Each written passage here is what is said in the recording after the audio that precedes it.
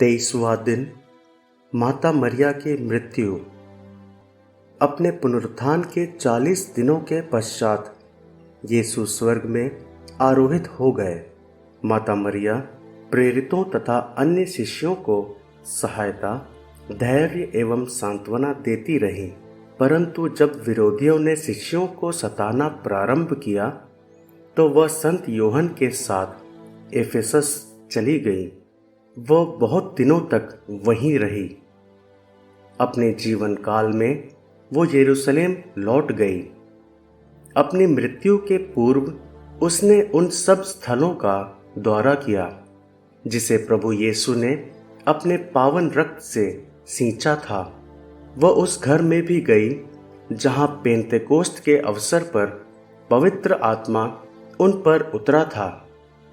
जब वह मृत्यु शैया में थी तब का दृश्य कितना सुंदर रहा होगा।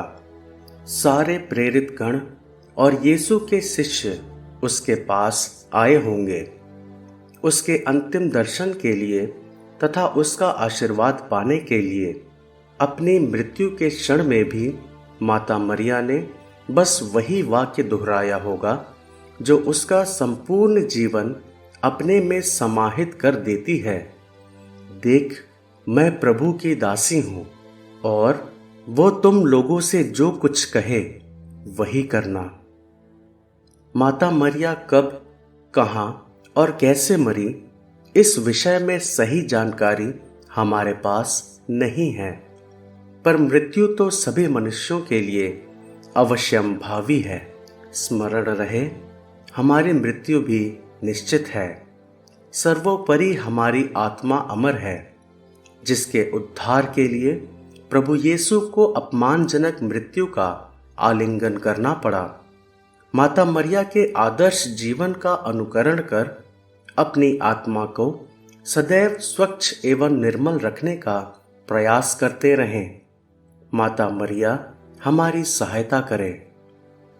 दृष्टांत: माता मरिया मानव जाति की सदा सहायक रही है, विशेषकर हमारी मृत्यु के समय। ये तथ्य हमें संत स्तानिस्लास कोष्टका के जीवन चरित्र से प्रमाणित होता है। संत स्तानिस्लास का जन्म 28 अक्टूबर 1550 ईस्वी में एक संपन्न परिवार में हुआ था। बाल्यावस्था में ही उसकी माता ने स्तानिस्लास के हृदय में ईश्वर के प्रति प्रगाढ़ प्रेम और श्रद्धा के बीज बो दिए थे। माता मरिया के प्रति उसकी भक्ति भावना दिन प्रतिदिन बढ़ती गई। वह प्रतिदिन पवित्र मिस्सा में उपस्थित रहता तथा दोपहर के समय स्कूल से लौटते समय गिरजाघर में प्रवेश कर परम प्रसाद में उपस्थित प्रभुवर यीशु की आराधना करता था। शेष समय प्रार्थना, तपस्या तथा पुण्य कार्यों में व्यतीत करता था। इस व्यवहार से उसका ज्येष्ठ भाई उससे ईर्ष्या करने लगा।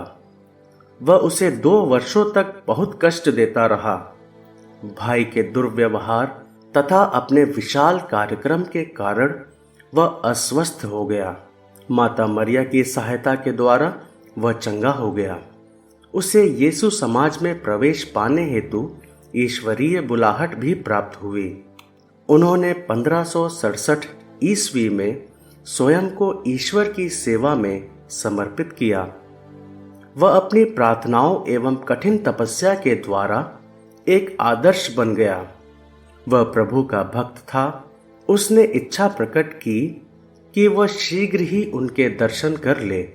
साथ ही उसकी यह इच्छा भी थी कि उसकी मृत्यु माता मरिया के स्वर्ग में उद्ग्रहण के दिन हो। उसकी मनोकामना पूर्ण हुई।